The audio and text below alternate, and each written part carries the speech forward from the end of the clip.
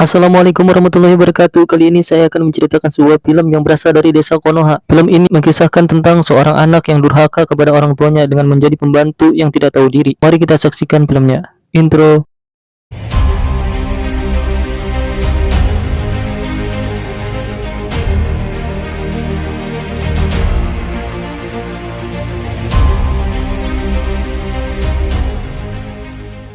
Film ini diawali dengan seorang anak dari tukang warteg janda yang bernama Ida, yang kerjaannya malah SMS-an mulu sama om Gadun.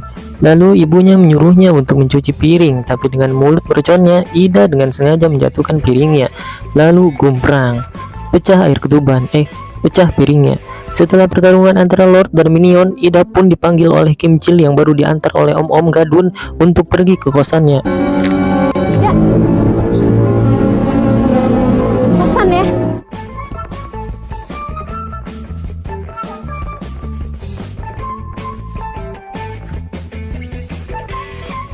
Dan film pun dimulai. Dikala si ibu sedang menangis, datang seorang laki-laki yang tampak culak-ciluk mencari si Ida tapi tidak ada.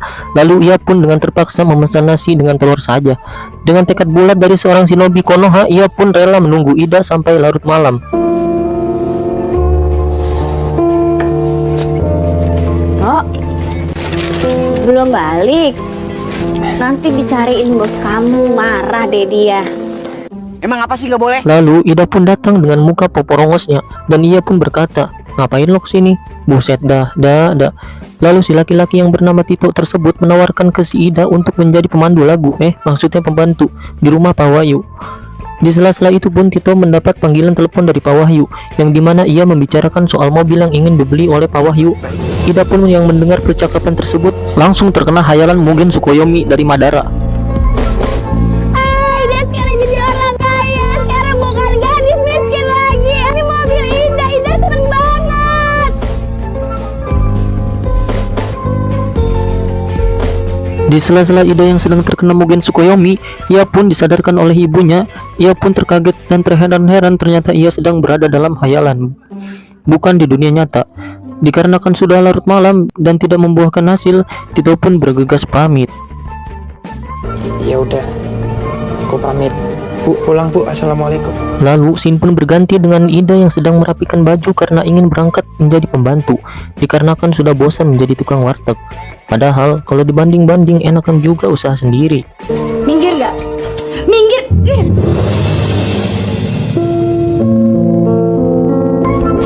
Lalu scene pun berganti dengan Ida yang diantar oleh Tito ke rumah majikannya yang bernama Ibu Nuke.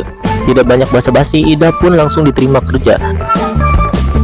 Kamu saya terima dan mulai hari ini kamu sudah boleh mulai bekerja. Di saat Ida sedang menyapu, ia pun melancarkan ultinya kepada majikannya, tapi naas ultinya pun gagal ditangkis oleh flicker dari sang majikan.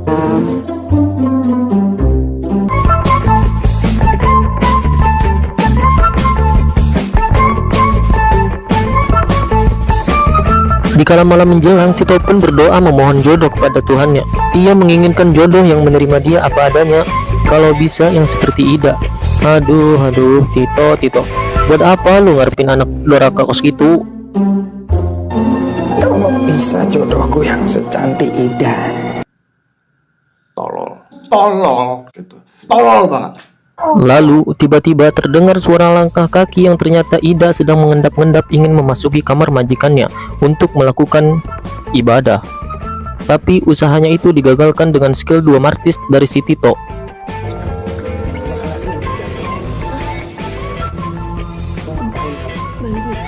Lalu Tito pun menginterogasi si Ida dengan menanyakan mau ngapain maneh ke situ. Lalu tiba-tiba Ida pun yang sedang terbengong, ia pun terkena Mugen Tsukuyomi Madara lagi. Di dalam hayalannya, Ida menghayal dengan berhasil merebut Pak Wahyu dari Bunuke dengan mengusir Tito dan Bunuke juga. Pergi cepetan, pergi. Ida tolong dah. Ayo, tunggu apa lagi? Lalu Ida pun disadarkan oleh Tito dari hayalannya tersebut. Dan Ida pun mengaku bahwa sebenarnya ia berlagak aneh akhir-akhir ini dikarenakan ia kesambet di tangkal toge. Aduh, Ida. Ternyata pengarang handal. Berbagai cara telah dilakukan oleh Ida. Dari mulai caper waktu bersih-bersih sampai dandan buat nyiapin wedang doang buat majikannya. Namun dengan susuk kecantikan istrinya, suaminya pun tidak gentar dengan godaan-godaan si Ida. Malahan si Ida ini kena ulti majikannya. Kamu gimana sih? Ya nggak tahu, tanya yang mau tanya saya. Dia tumpah semuanya. Kalau sampai ibu tahu bakalan marah dia.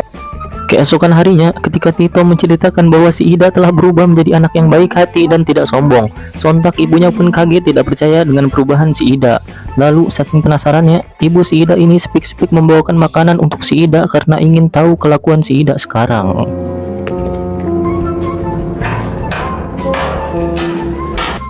Ketika melihat ibunya datang, Ida pun kaget lalu menanyakan ngapain si ibu kesini.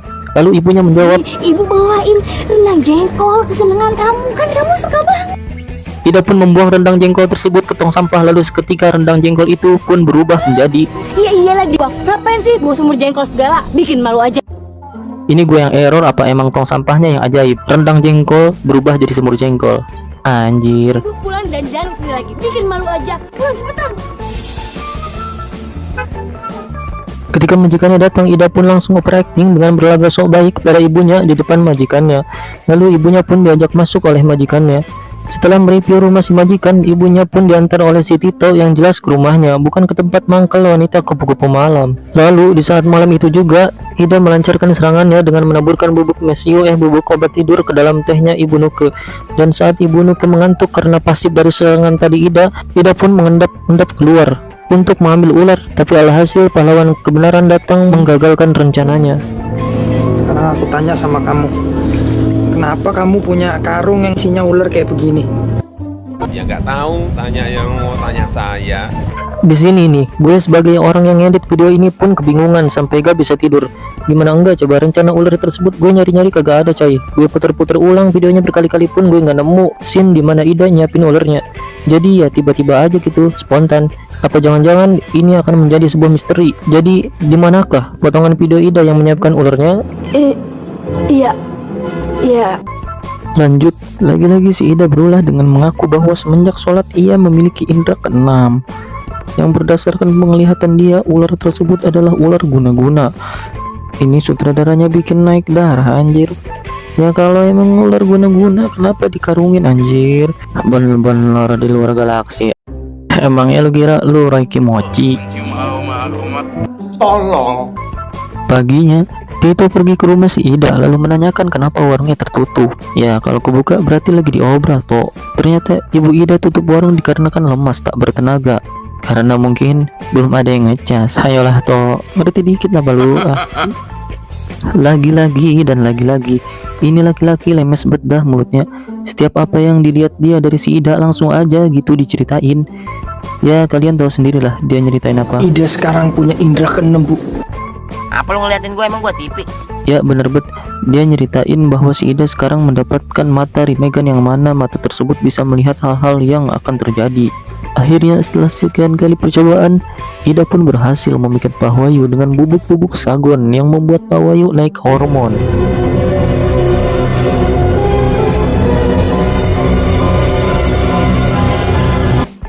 Karena kelakuan si Ida semakin membusuk, ibunya pun menceritakan kepada Bu Nuke bahwa sebenarnya si Ida ini jahat terhadap Bu Nuke.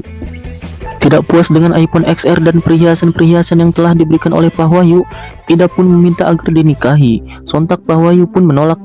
Ya kali dak.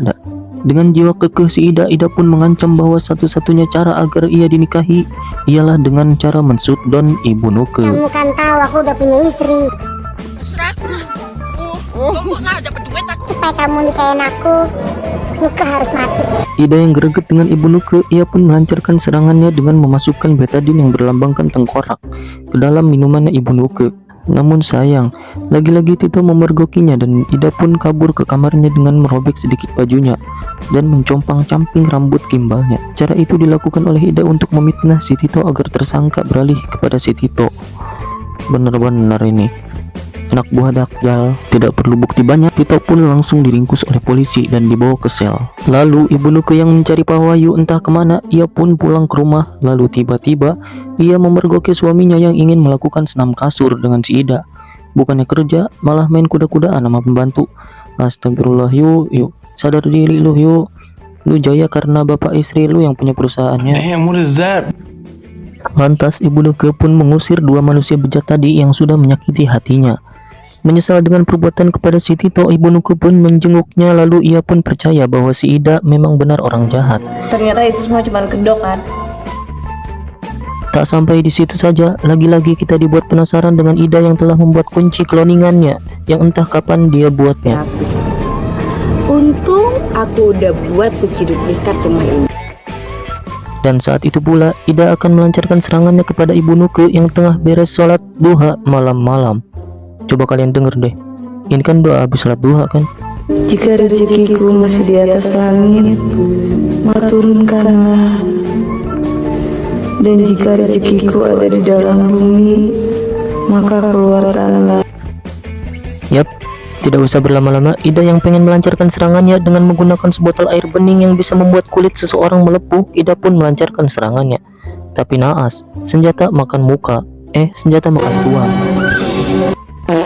Ida pun yang gegolopokan dikarenakan terkena senjata sendiri, ia pun merintih kesakitan. Mampus.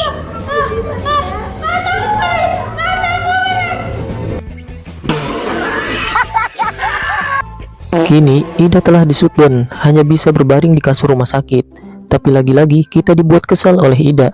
Coba denger deh. Kenapa Ida begini, Bu? Si anjing malah nanya kayak gitu. Nih orang waktu kecilnya ngebohong mulu kayaknya. Bilang mau ngaji tapi malah ke rental PS. Aduh, udah tahu film ajab Ida, ya lu diajab lah. Kalau lu dibui itu masih Tito. Apa sih nggak boleh?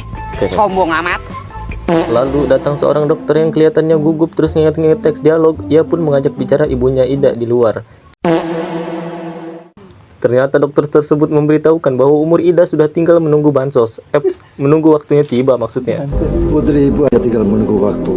Kapan dipanggil Tuhan? Anunya, jamaah masjid, Rasidin. Lalu Tito pun ternyata telah dibebaskan oleh Ibu Nuke dari penjara. Dan di akhir cerita yang sangat menggantung diri, Ida pun meminta maaf kepada semua orang yang pernah ia zolimi. Lalu film pun ngilang. Sumpah rusak nih film. Di sinetron Azab meskipun dia tidak masuk akal gitu selama dilihat KPU ada value lalu dibiarkan gitu. Tunggu, di mana titik tidak masuk akalnya? Di mana titik tidak masuk akalnya? Di mana titik tidak masuk akalnya? Di mana titik tidak masuk akalnya? Di mana titik tidak masuk akalnya? Di mana titik tidak masuk akalnya? Di mana titik tidak masuk akalnya? Run.